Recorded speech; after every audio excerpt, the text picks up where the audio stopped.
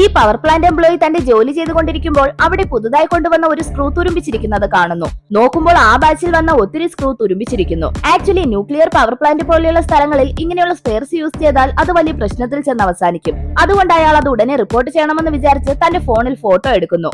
അപ്പോൾ അത് കണ്ട സൂപ്പർവൈസർ അയാൾ കമ്പനി സീക്രട്ട് വിൽക്കാൻ ശ്രമിക്കുന്നെന്ന് വിചാരിച്ച് ദേഷ്യത്തോടെ വരുന്നു. പക്ഷെ അതിനുശേഷമാണ് അദ്ദേഹത്തിന് എന്താണ് പ്രശ്നമെന്ന് മനസ്സിലാവുന്നത്. അതുകൊണ്ട് ആ സ്ക്രൂ മാനേജറിന്റെ അടുത്തേക്ക് കൊണ്ടുപോകുന്നു. ഉടനെ മാനേജർ ആ മെറ്റീരിയലിന്റെ സപ്ലയറിനെ വിളിച്ച് അന്വേഷിക്കുന്നു. പക്ഷെ ആ സപ്ലയർ ഇതെല്ലാം ക്വാളിറ്റി ചെക്ക് കഴിഞ്ഞാണ് വരുന്നത്.